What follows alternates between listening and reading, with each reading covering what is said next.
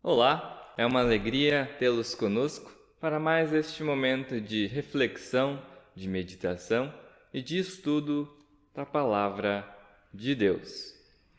Trago hoje uma mensagem de um texto baseada em um texto muito conhecido, um texto onde Jesus diz: Eu sou o caminho, a verdade e a vida. Ninguém pode chegar até o Pai a não ser por mim.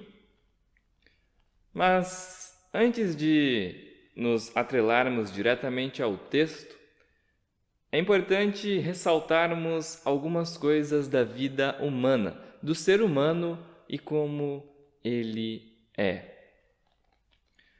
É interessante que nós temos anseio. Nós buscamos por coisas, desejamos coisas, e isso causa um impacto muito grande em nós. Se olharmos atualmente, uma das coisas que mais marca o ser humano é a sua autoestima. Com as redes sociais, isso tem se agravado ainda mais.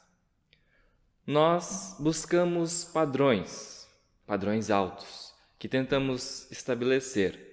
Por exemplo, a beleza ideal, o sonho de viver uma coisa de modo perfeito, de modo único. Muitas vezes buscamos ser alguém que nós só conseguimos ser na nossa imaginação. E tudo isso afeta muito a gente, afeta muito a autoestima. Por quê? Porque o mundo ele oferece padrões que nós não conseguimos alcançar. Assim, nós caímos em 3 campos da nossa vida. Podemos dizer assim, 3 campos, que é a área da vontade, a área da razão, do intelecto, e a área da emoção. Como assim? O que eu quero dizer com isso é que, como o mundo oferece padrões que nós não alcançamos, nós acabamos ficando depressivos e perdemos o sentido da vida. Por não alcançarmos esses padrões, nós ficamos cabisbaixos e perdemos a nossa autoestima. Por isso, pode-se dizer que nós vivemos numa crise de autoestima.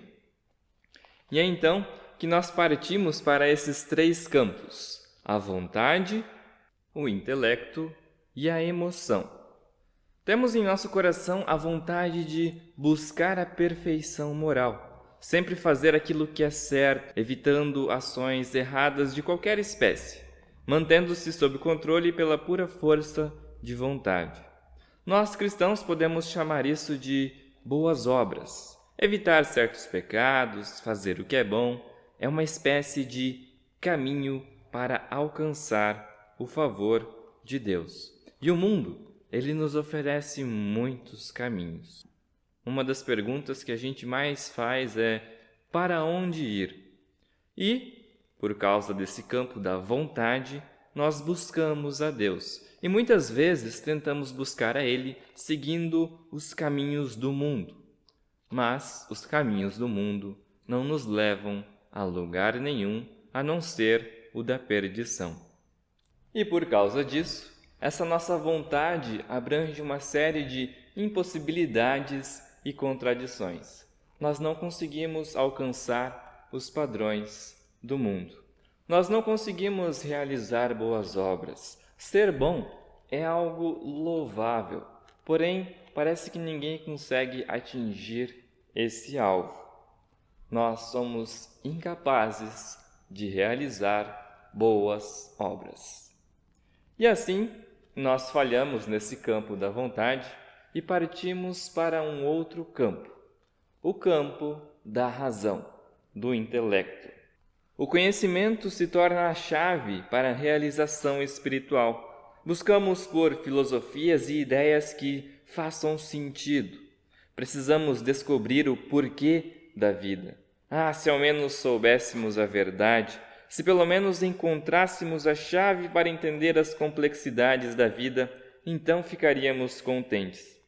Porém, assim como no campo da vontade, nós também entramos numa rua sem saída.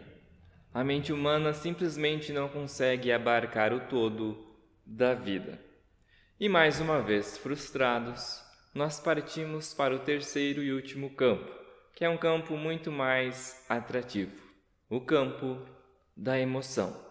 A busca pela maravilhosa experiência de se tornar um com Deus, transcender a vida cotidiana para entrar em comunhão direta com o divino. E as técnicas para tais experiências são variadas, desde a autonegação até metodologias elaboradas de meditação. Todas elas prometem uma êxtase espiritual e uma força sobrenatural. O problema é a tênue linha entre a pessoa se tornar um com Deus e a pessoa querer se tornar Deus. Religiões mais místicas, como o hinduísmo, acabam invocando o Deus interior.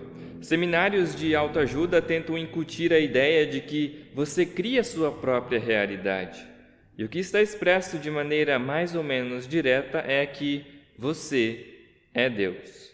E assim, quando nós pensamos que estamos buscando a Deus, na verdade, estamos fugindo dele. Mas para nós, cristãos, a questão não é o nosso subir até Deus, mas é o descer de Deus até nós. A Bíblia, ela já nos alerta sobre esses nossos esforços de querer alcançar a Deus.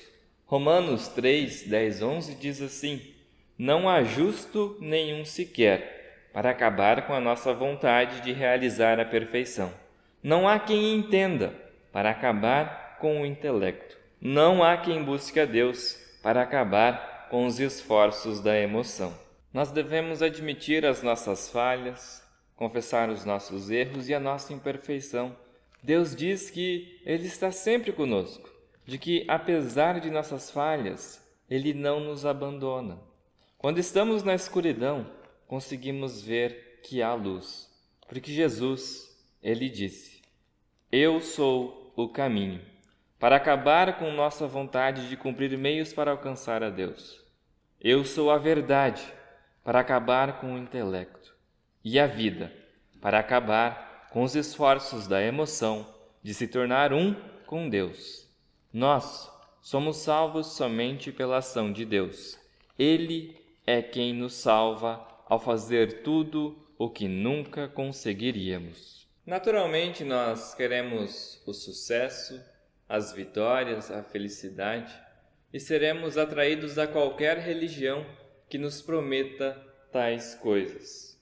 Desejamos respostas completas e compreensíveis, evidências de poder espiritual tangíveis, todas transmitidas por uma instituição marcante, bem gerida e eficaz. Mas, ao invés disso, Deus, Ele nos concede a cruz. Olhar para a salvação em termos de decisões e experiências muda o foco do que Cristo fez.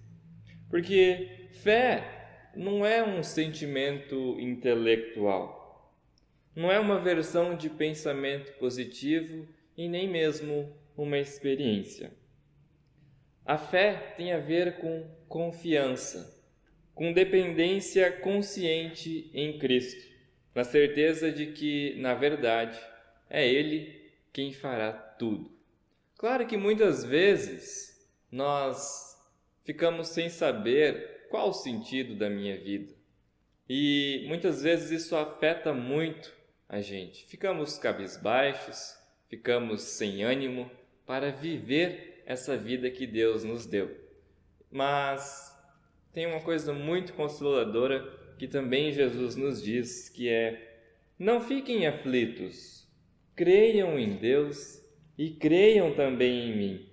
Na casa do meu Pai há muitos quartos e eu vou preparar um lugar para vocês. Há somente um caminho que nos leva a Deus, que é Jesus, o único caminho, a única verdade e a vida. Foi por isso que Ele morreu por mim e por você. Alegre-se com isso. Esse é o consolo que Ele nos dá. Ele nos deu a vida eterna. Assim, queremos encerrar então essa nossa pequena reflexão e meditação da Palavra de Deus. Queremos falar com Deus em oração. Amado Pai Celeste, obrigado por teres enviado Jesus, o nosso Salvador. Obrigado por ser um Deus de tão grande amor. Perdoa-nos por muitas vezes buscarmos a Ti através de métodos e meios que são falhos. Perdoa-nos por muitas vezes não reconhecermos que Jesus é o caminho, a verdade e a vida. Guarda-nos em Teu amor, ó Pai Celeste. Amém. Desejo a todos um excelente dia na companhia de Deus e um carinhoso abraço.